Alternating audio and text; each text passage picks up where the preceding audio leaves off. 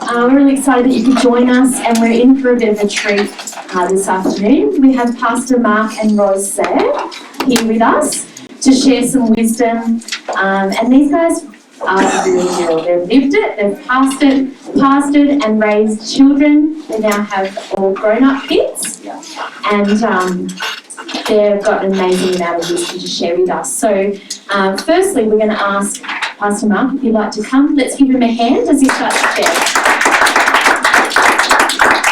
Hi there. It's relief to show up to your session. It's nice, isn't it? Just a thought to start with, because I wanted to read or take you to a different lens to look at life through. You know how we have the battle of we're human beings on a spiritual journey and stuff like that. I've learned this in the 60s that it's more a case that we're spiritual beings on a human journey. And your soul never actually dies. Your body and all that will pass away, but your soul, Jesus said, "Who believes in me will never die." So someone said once, your mind becomes very clear on the way to the guillotine. So maybe that's why God, puts death at the end of our lives, because it freaks us out a bit. But there's some things to learn, so I'm just going to take you through some things. You know where Jesus said, "My yoke is easy and my burden is light." When we talk about work-life balance, so often for me, I don't know about you, that feels like a lie. So there's nothing wrong with Scripture. When I read Scripture and I think it doesn't sound right, something's wrong with me.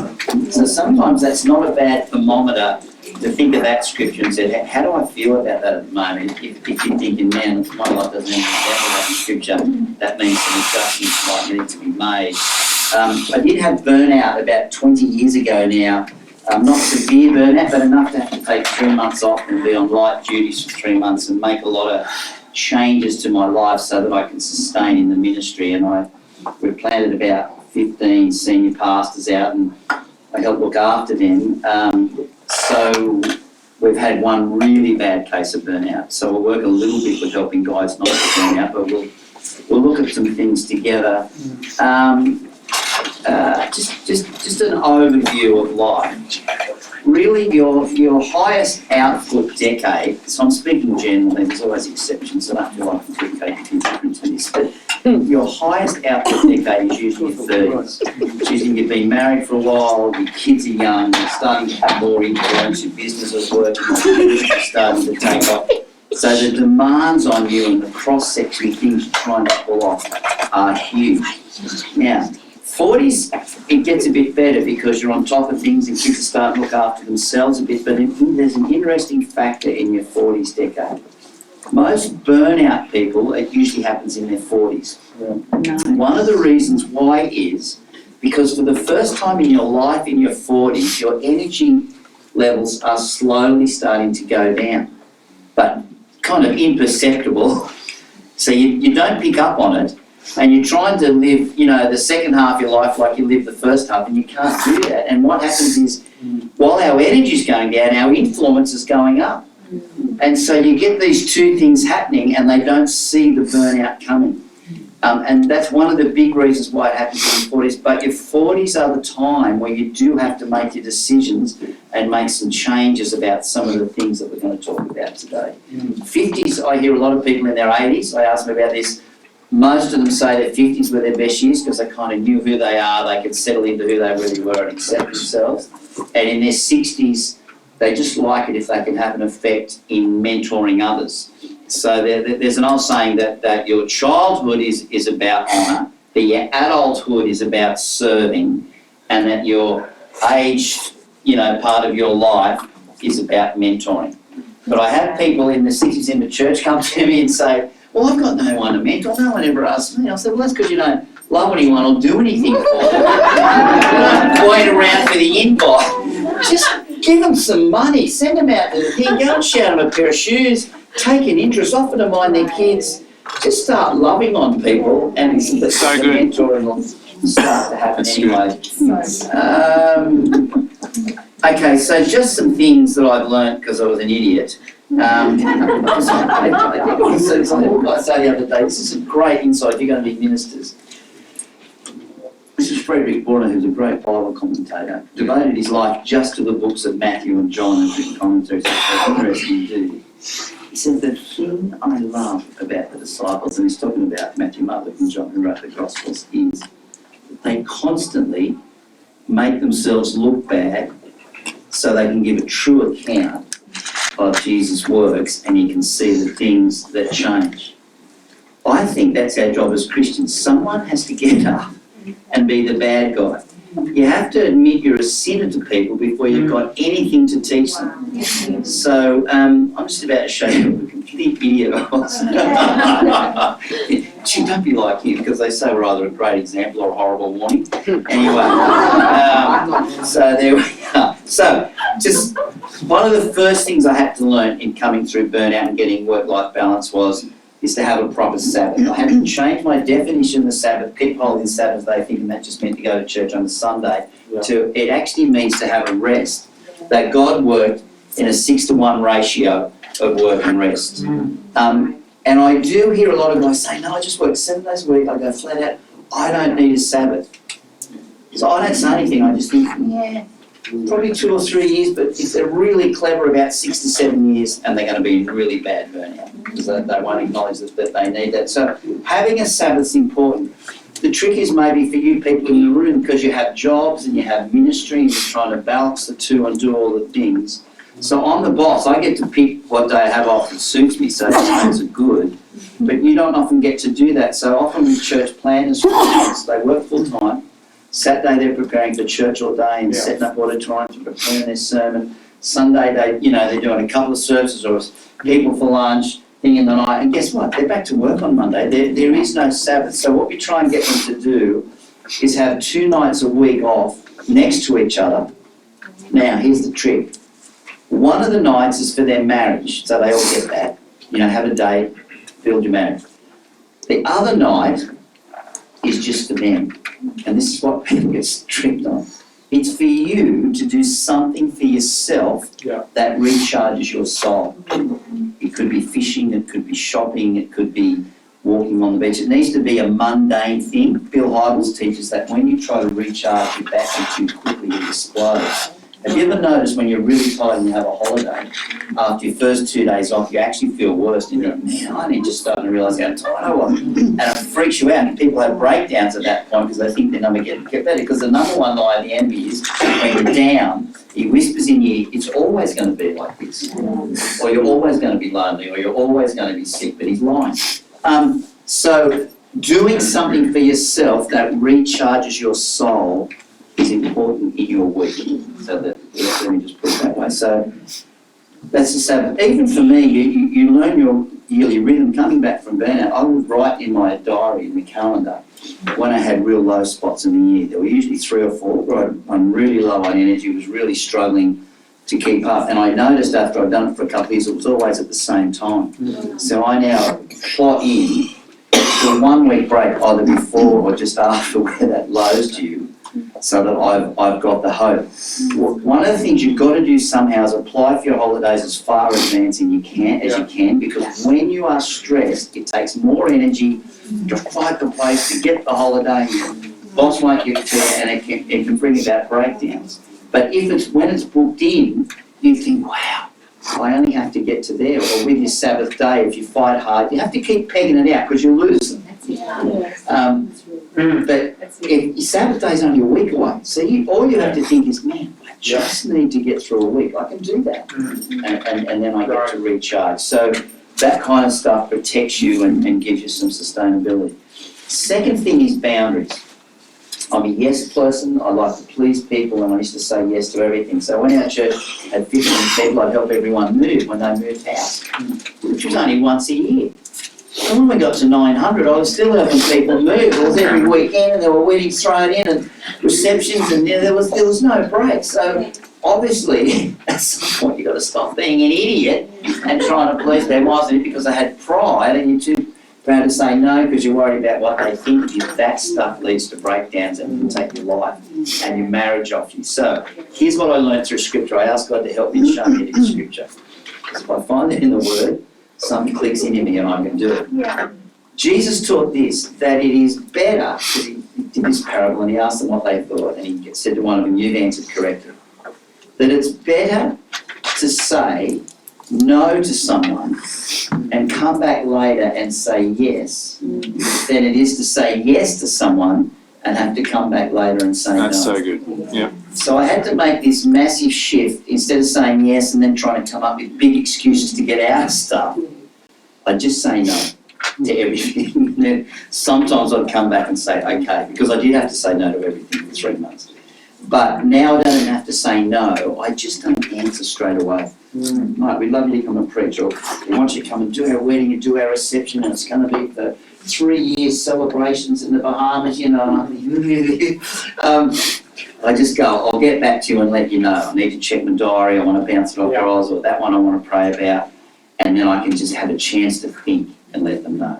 So it's really good just not to throw in yes straight away just to please, but just go, okay, that sounds great, but let me think about it. And just train people to do it. We've actually even trained our church in this, that when you're texting back, you know, no, I can't attend something, no one has to give a reason why. Because it takes so much pressure off. And that you're not allowed to get offended if someone says, "No, sorry, I can't make that." They don't ever tell me why. Well, that's okay, because they're free. And you're maybe trying to control a little bit. So just saying, "Sorry, I can't make it," is a legitimate answer. You don't have to lie and make up massive excuses or anything like that. Okay.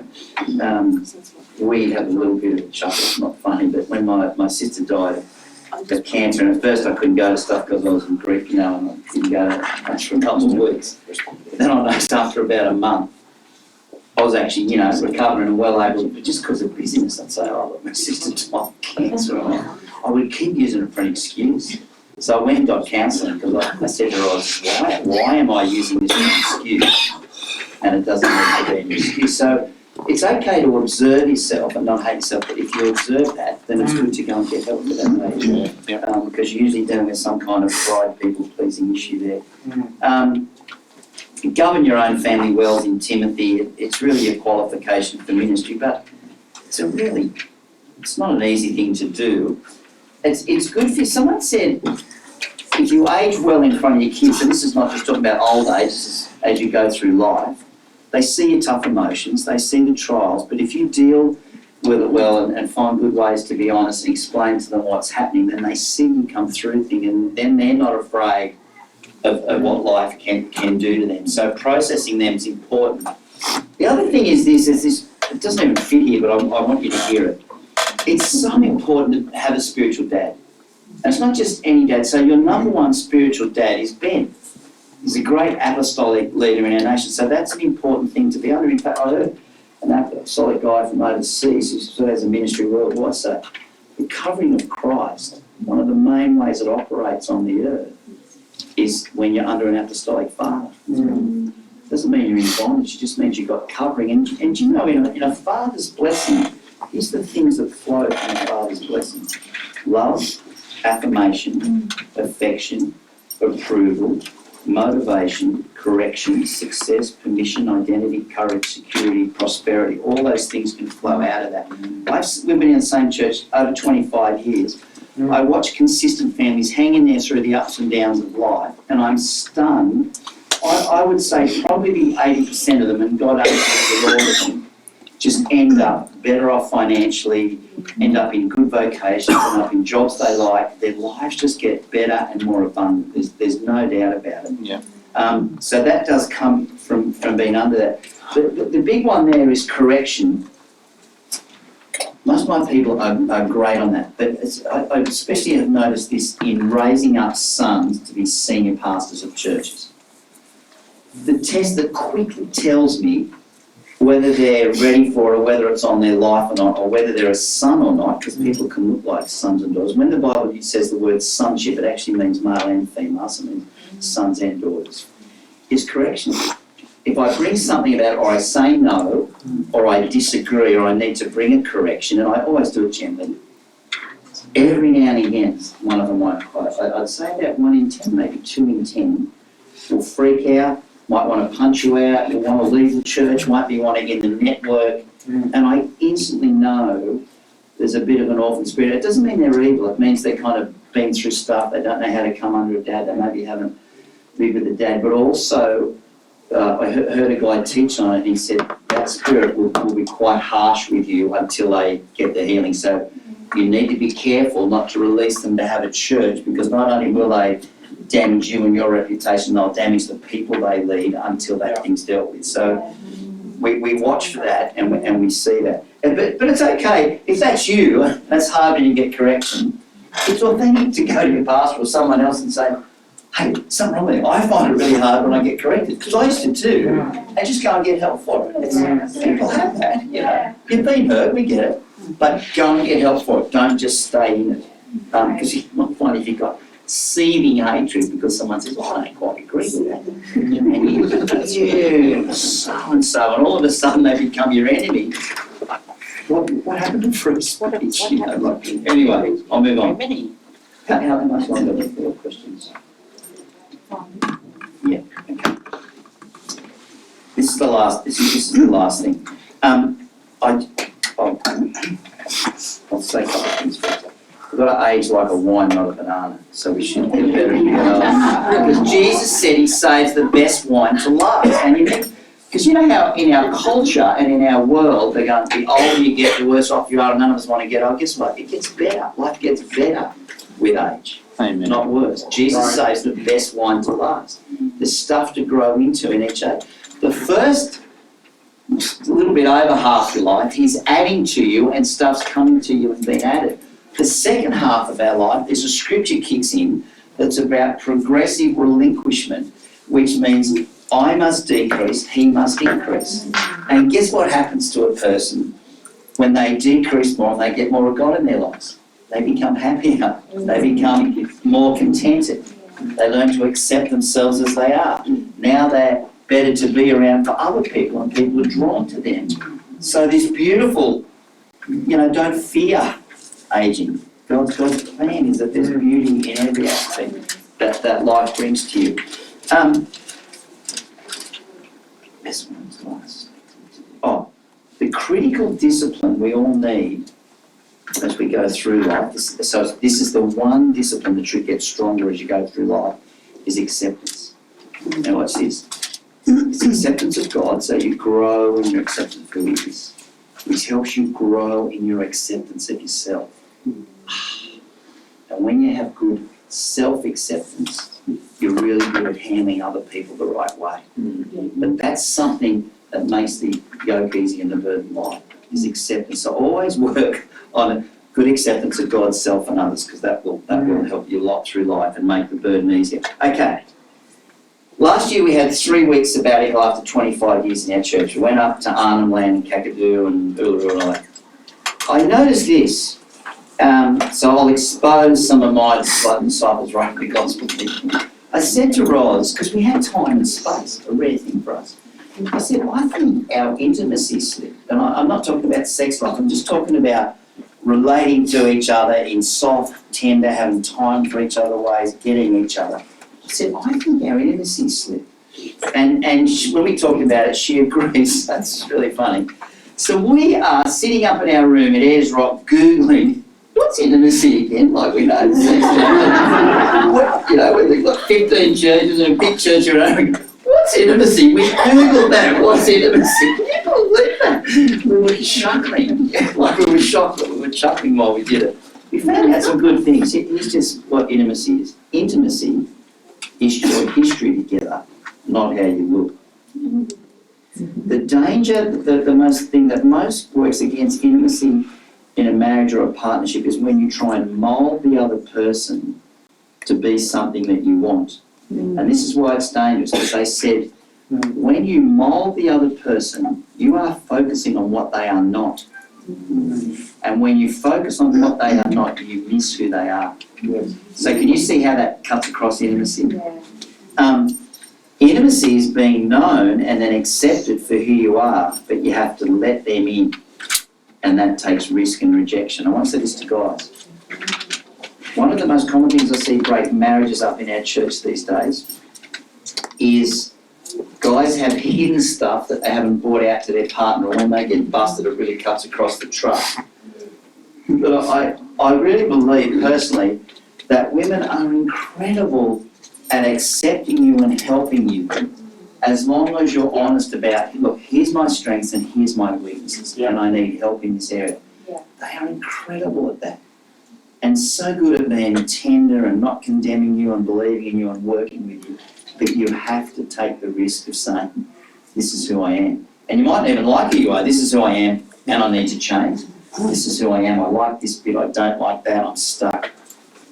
Can you help me? And one of the words was help, mate. They're good at that. So I just wanted to say that. Now, last thing, I'll hand over to question time. Okay, we'll have some questions.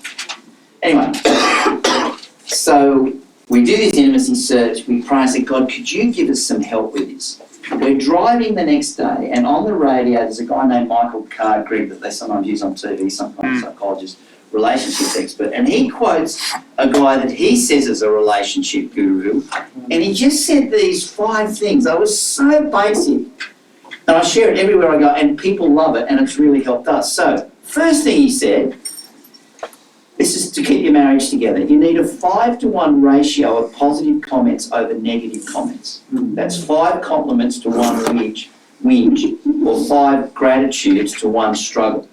So if I get home from work and go, oh, Roz, I had a hard day at work, and shoulder sore, and I do this, by the way. Shoulder sore, you know, things so it's too much, but I've got to see that, because I don't know how I'm going to keep up in the week. See ya. I feel great, because I'm an external processor, I got all that stuff out. I'm free, woohoo! Roz is like, oh, the atmosphere now, I'm home here. So I'm the one that has to work on that. Yes, it's true. Because she's good with atmosphere and I'm not, so that's important for me to hear. I didn't want you to know that because now I was like a lousy person. Anyway, second thing, hug longer. Yeah. At least 20 seconds. Because we had gotten into, see, I can have today, you know, like almost just a pat on the back. Yeah. But 20 seconds gives time for the endorphins to be released and you think, oh, that felt nice, I felt close then. But when we first started doing it, we'd be hugging, looking at our watch. 19, 20! But if it's not worth doing poorly until you learn to do it well. It's good. Number 3, kiss for 6 seconds. I'm not going to demonstrate that. It doesn't have to be a tongue kiss, but it's just like long enough to think, yes, I do love this person. 4th thing, regular touching. So it's appropriate, affectionate, non-sexual, just so when Roz comes home, because she wears heels, there's always a climb up the stairs. So instead of going, oh Roz, I'm busy, don't interrupt me. I'll put my pen down, I'll go to the top of the stairs, oh, it's great to have you home. Gee, it's nice when you're home. It's fantastic. How much better is that? And she feels good. She says, I've got a nice husband. And the last one is have a date night. Freak the sanguines out, but the rest will be okay. Have a date night at least once a week. No kids, no friends, just the 2 of you. How good's that? All right, does anyone got any or singles and party night?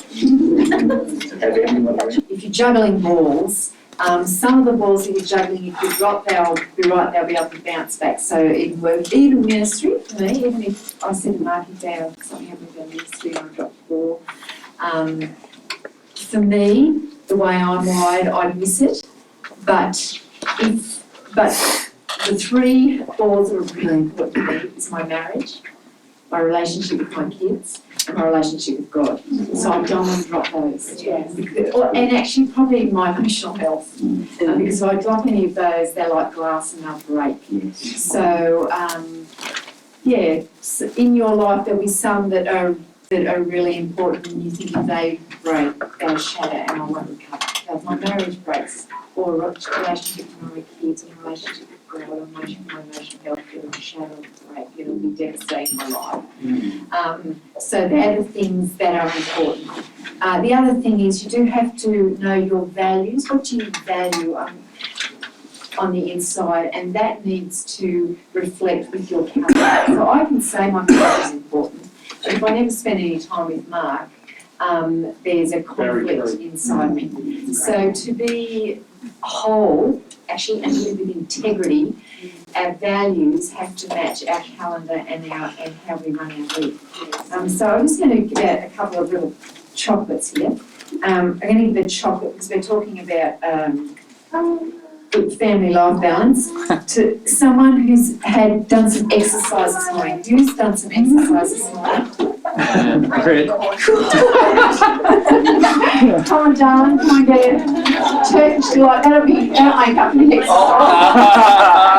All the people who do exercise, that'll make us feel better that you had What about the person that's got the most kids under 5? 3 under 5? 3 under 5, there you go, darling. Get the chocolate. You need chocolate. Yeah, try No sharing. Okay, and last one. Who's been on a date night with their partner this week? Okay, first hand up. Okay, tell us where you went. How did it go? It was Tuesday night, because I was up here Wednesday night, and we went to the Kringle Hotel out for a counter meal, and just spent time together. Good stuff. The schnitzel? Yeah, Tuesday night. Okay. All right.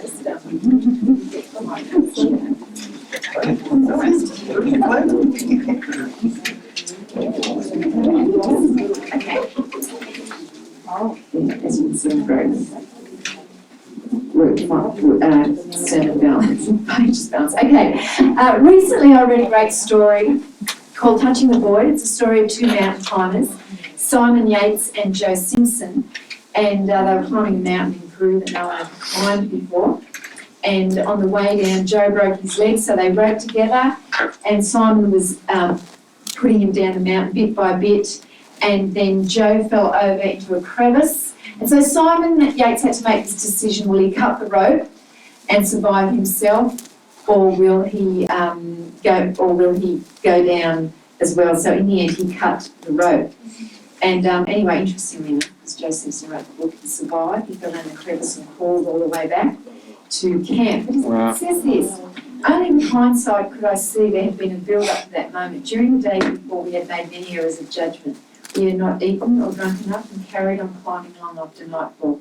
By doing so, we had allowed ourselves to become cold, exhausted and dehydrated. One evening I became so cold, digging a snow hole, that some of my fingers became frostbitten. In short, we had not looked after ourselves. We hadn't allowed ourselves enough gas to keep us adequately hydrated. Ultimately, we all have to look after ourselves, whether on a mountain or in day-to-day life. In my view, that is not a license to be selfish, but only by taking good care of ourselves are we able to help others. Only healthy people can put health into other people.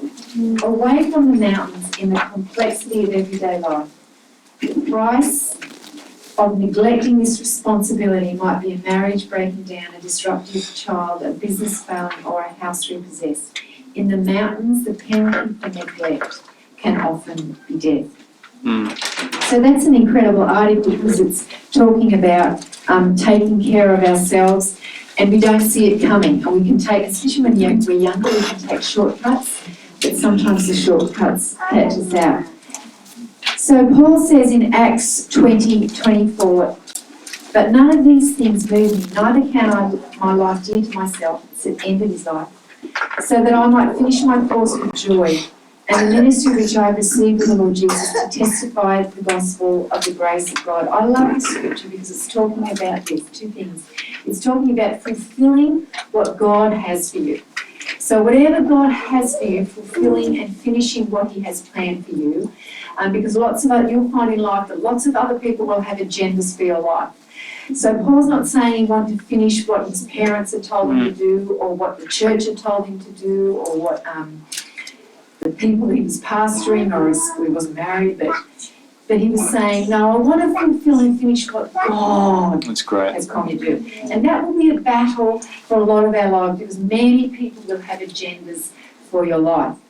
And also I love the scripture because he says, I want to finish with joy.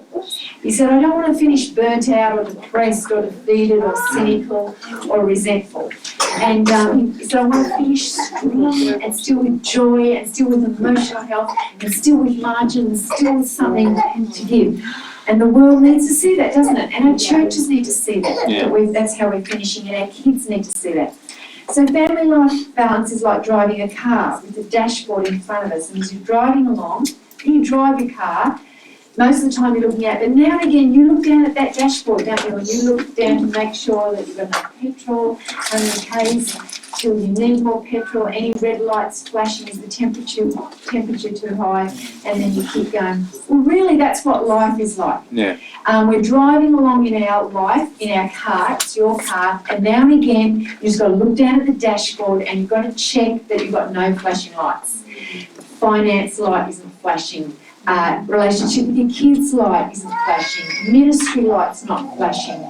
Emotional health, physical health, marriage, and if any of those are flashing, you adjust. And balance isn't it, you set it once and I don't have to look at it for 6 months. Yeah. Balance is like a seesaw. When you're on a seesaw, you're constantly going, that's really getting balance in your life. It's constantly adjusting, and you need to constantly make little adjustments and not have to make one big adjustment in your life.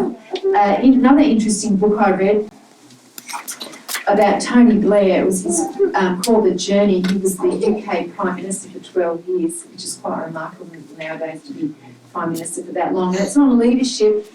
And he talks about politicians having affairs, because Bill Clinton, it was when Bill Clinton had an affair. And he explains it like this.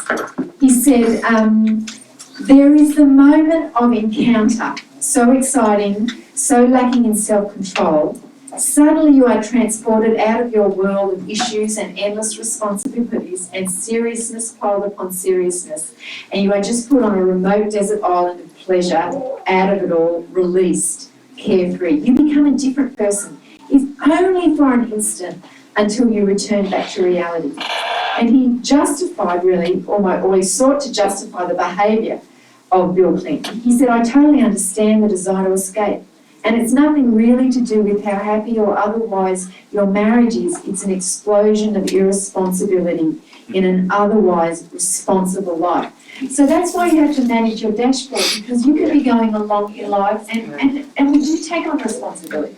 And you know, your 20s are great, take not much responsibility, and you get married and you get a mortgage and you have kids and you're leading people and you're serving in church, and it's responsibility upon responsibility. And we have to take responsibility on it, because that's what happens. Because you're faithful with little, God gives you more, so you get more responsibility. But if you don't look after yourself, and if you don't measure, hey, I need a break from responsibility, that's what happens. All of a sudden you think, I've got to get out of here. I've got to have a moment of complete irresponsibility. And that's when people do really, really dumb things. But if you're navigating it as you go, you think, no, I'm feeling like, so I've kind of got a random personality, right? It's more linear, but I do have to watch myself, because now and again, I just want to break out. You know, you've got all these nice people at church, you're responsible and got to say the right thing. But really, in a way, that's not so much my personality. My personality is, you know, I love the wilderness. I don't sometimes like to not think before I speak. I just kind of have these breakout moments. But guess what? Because I've been able to have them, you know what I mean? And just do dumb things sometimes and silly things sometimes and laugh. And I've got one kid who's got kind of the same personality as me, and we just laugh and laugh, and I can do impromptu concerts in my world really well. It's just, I've been able to keep a marriage, and I've been able to keep leading a church and loving people, because I can have these moments. And I haven't had an affair or done anything really dumb, because along the way I've been able to have completely wild moments. So I hope I haven't freaked you out. But people really love me too, don't they? I never know what to expect, but that's good. Okay, so I want to talk about a few things briefly about how to keep this gauge working. So the first thing is, you've got to take responsibility for your own car, for your own health. Nobody else is going to do it. Nobody else is having a conference right now trying to figure out your work-life family balance. Your partner's not going to do it, your kids aren't going to do it, your church isn't going to do it. You have to take responsibility for your own life. And I'm a second child, exactly what I said. I'm a second child. And I was saying, when growing up, I just wanted everybody to take responsibility for my life, and I would have fun, and I would party.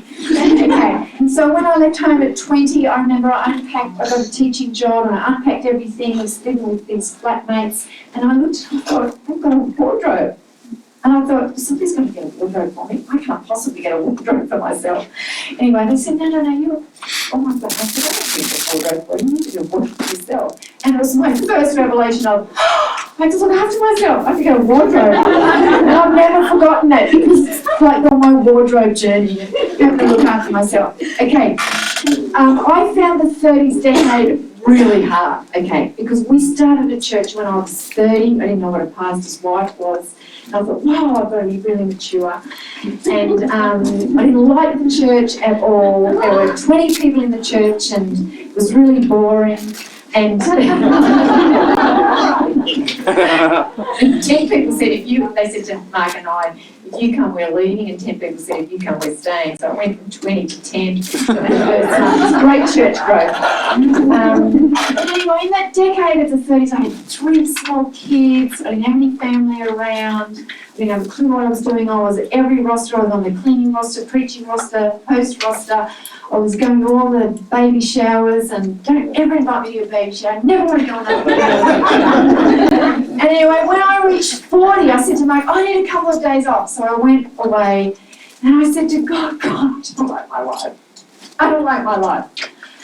And you would think, if I didn't know what I expected. I wondered whether God would drop a little strategy sheet down and say, well, this is what you've got to do, or send me a prophet, or say, it's all right, you can go and do a new statistics. He didn't. He said this. He said, well, change it. He said, if you don't like your life, Ross, change it. Even God will not change your life. He said, can you agree with it? You have to steward your life. And so I changed it. So if you don't like your life, change it. And if you're bitter and twisted and you've got a martyr complex because you're doing too much, change it. You know, if you want to go and dance, dance. If you're sick of being too nice to people, well, change it. I don't know, do something. Change your life. And because you have to finish your race with choice. That's exactly right. Okay, next thing, your uniqueness. When I first became a pastor's wife, I just thought, I have to have it all together. And I left this church, 800 people, and the pastor's wife totally had it all together. And she had beautiful black, shiny hair. And when she went like that, all her hair.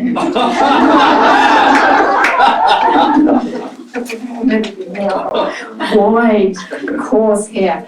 But anyway, that was one of the things that took my joy, because I tried to live other people's life. You know, I saw women, they were super women. They had 5 kids, under 5. They cooked bone broth. They were learning to be lawyers, training to be lawyers. They were volunteering for Life Without Barriers. They had sex with their husbands 6 nights a week. They were always nice to everybody. They had no vomit on their shoulders, baby vomit, and they always were in the front row engaged in worship. And I thought, yes, I can be this wife and be a great example to people. But I couldn't, and after 2 years I was completely exhausted and I lost all my joy. So I had to learn to be myself. So you have to run your own race. Yeah. You have to run, and don't compare. You know, you are, Paul says in Galatians that we are very unwise to compare ourselves to one another. He said that's an unwise measurement and it won't work. So just be you. You know, we've got different capacities. There's big wine glasses and little wine glasses and medium-sized wine glasses. You're a different class, you've got a different capacity, Yeah. you've got a different anointing. God's given you a different spiritual territory. You know, I'm not Brian Houston. I'm not going to plant churches all over the world. I'm not going to plant a church and start with 3,000 people. And if I try it, then guess what? I won't enjoy being me. Okay, so be who you are. God gives us boundaries and territories, work within that. He gives you different spiritual gifts. He gives you different, you're energized by different things. You're drained by different things. You need to work with your strengths. Different things annoy you. You've got your different priorities and values you have to live according to that. Different things you will value. So when Mark and I got married, I like talking information. So my family loved talking level 3 communication, so information, politics, all that kind of thing. Mark likes talking on level 5, and intimacy, and honest, and real, and let's go there. And that kind of talk is pretty exhausting to me. I like to be deep. Fast and shallow, that's I'll tell you something really funny. The other day I was late for work. I came outside our house and there was a man with a stop sign. I drove up to the stop sign and I thought to myself, I can't see any roadworks and nobody's coming the other way, so I waited. He's just waiting there. He's not even looking at me. I mean, how rude, he's just got his stop sign. After a while I thought, mate, he got that stop sign. I'm going to manage. He looked at me, I thought, I don't care. I'm not stopping for anybody. Anyway, so some of you value physical exercise. You've got to do physical exercise. Some of you value reading and studying. You know, I'm not going to be like Shane, like, I am not going to get 3 degrees. I'm sorry. Have you got 3 degrees? I have not got 3 degrees. Okay, next one is seasons. Okay, your uniqueness. Okay, so you got that? Yeah. Be you. Be you and enjoy So being good. you. Drive that car. Next one is seasons. All right. Fine page, Ross. Okay. Ecclesiastes 3 says it's everything there is a season, a time for every matter under heaven. Time to be born, a time to die, time to plant, time to pluck up what is planted, time to kill, time to heal, time to break down, a time for everything. So it is with your life. You have to accept the seasons. The seasons teach you things, and there's going to be different times when you're driving your car. And all of a sudden, that red light is going to flash, and the other things are going to have to go in maintenance because you're going to make your life work. Okay. And that red light, when that red light flashes, you've got to stop and get petrol. If you don't stop and get petrol, you're going to be stuck. So a few years ago, I got a phone call from my daughter. She was in Sydney, I was in Newcastle. She said, Mum, I've just looked at my husband's iPad. He's in bed. So all of a sudden, guess what? That became a red light. So I really value motherhood. And so got in the car, drove down, and that changed my dashboard for a while. You know, some of the things in the church just had to, that I was running, had to go. I couldn't give them as much attention because that was really important to me. I had to give her lots of time. She came home and lived with us for a little while. We had to journey with her the anger and the healing, and I just nurtured her. And I've got no regret about that. I'll talk a little bit about that tomorrow because God did the most incredible restoration of her life. But then a couple of years ago, we thought we'd make some changes in our staff, and we thought everybody would love it. It's a great change. Well, we were, we didn't have very good discernment, maybe. So all of a sudden the red light flashed. So it's like other things. I was doing a counselling course and I had to put that on hold because this really needed attention because it could have actually gone toxic and our church could have divided. So we had to put lots of energy, lots of one-on-one conversations, lots of prayer, and we came through it and God has used it. But that's what you have to do. You have to know you've got different seasons, babies, parents dying, your marriage needs a bit of work. Go with your seasons. Okay, next one is boundaries. I'm not going to really talk much about boundaries because Mike talked about boundaries. But how are you with boundaries? Mark is Mr. Boundary King.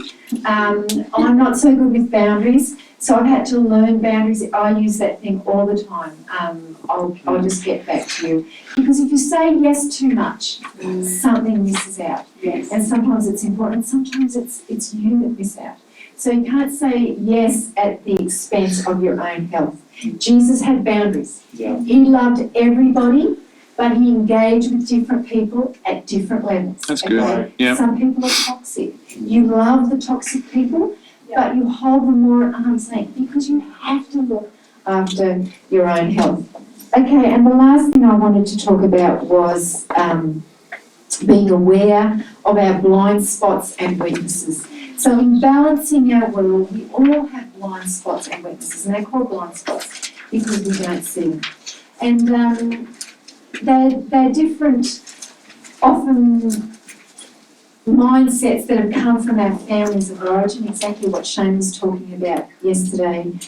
And sometimes they're lies and they rule our life, and we need to change them and change our patterns so that we can get more balance. And we've got a great friend who is running a great church, and 2 years ago he had burnout, and it's been really bad burnout, and he's not able to go back into the ministry.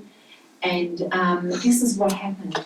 He had this lie in his head that he said, if it's going to happen, it's up to me. I have got to make it happen. And he lived with that for like 15 years leading his church. He overrode the no. He overrode his feelings of, I need a break. No, don't listen, keep going. Yes, yes, yes. And then really bad burnout. So that's an example of a lie that he needed somehow to adjust. We're dealing with another one of our leaders who's got this high thing of, I must provide for my family. Because he lost his dad growing up, so it's like, I must provide for my family. So he never has a Sabbath, never stops. And it's no use us saying you have to stop or even putting it in his diary. He actually needs a change of mindset, to change his thinking. So here's just a couple patterns that waste time and keep us off balance. If you're a conflict avoider, you have to get good at doing conflict and doing it well and doing it ASAP. Those conversations, those difficult conversations, get really good at them and have them as soon as you can. If you're impulsive, don't be impulsive. Jesus was never impulsive. He never reacted. Remember when they came and said, Lazarus has died, Lazarus has died, or Lazarus is sick, Lazarus is sick. It took another 3 days to get there. He was on the Father's clock, not leading other people's need clock. Yeah. If you hate taking a risk, if you're easily distracted or overcommitted, if you're afraid of being alone, a people pleaser, if busyness has become a habit, if you feel important that you're busy, if you resist making hard decisions, fear of failure, perfectionism, you can't do everything perfectly. Looking like I have it together, I want what I have, look like I've got it all together. If you've got problems with self-discipline, procrastination, indecisiveness, disorganisation, if you're always losing things, daydreaming, worrying, inability to say no, find it hard to delegate, and plan and attempting to. So those are some of the things that we have to adjust, and you've got to think to yourself, am I weak? If you don't know, just ask someone who knows you well. What in my life can you see is just disorganised? I mean, Mark is... Okay, yeah. Okay, so let's stop. Let's finish. Okay.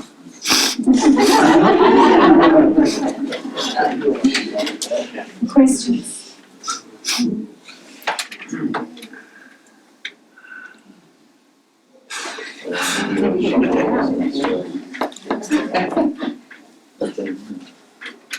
No, it's something. I just used to lose things. I didn't realise that things had a place.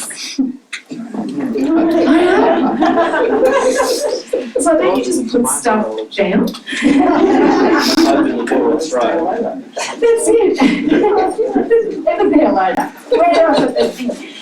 I used to spend so much time looking for things so Mark said, oh, we need to have a place for things. And I went, oh.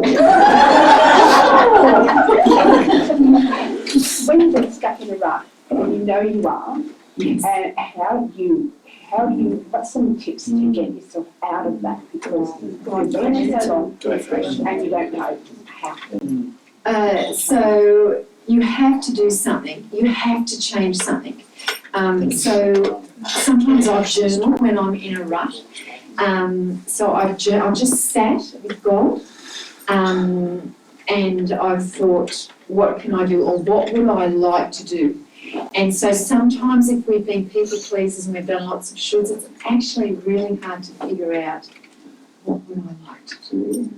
But you've got to peel back the layers and go, what do I really like to do? It was only a few years ago, you've got to try and do this better than the young people. It was only a few years ago I said to Mark, I actually felt the wilderness.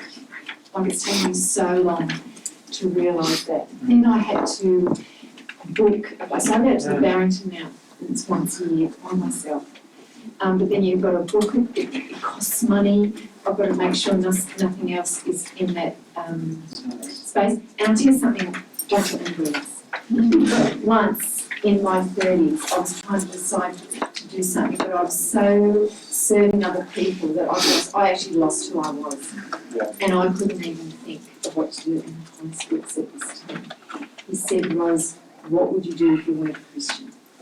Actually, that was the only way I was so Christianised. We only got saved at 20, so I kind of, And then he said to me, what would you do if you weren't a Christian? That was the only way I could figure out what really I really need to do. And talk to somebody and be accountable. But just write down and what you like to do. And you dream, and then you do it, and you feel it come back into your soul. Yeah. Write it into your diary. And you have to be, and Mark and I are very good at being, and we back each other. Mark was saying, no, go up to Barrington, it's really important for you. It's great saying people will change when the pain of staying the same is greater than the pain of change. Because you know how we've got to change because we think it's going to be more. But staying the same eventually will bring pain and change. Brilliant. It's so good.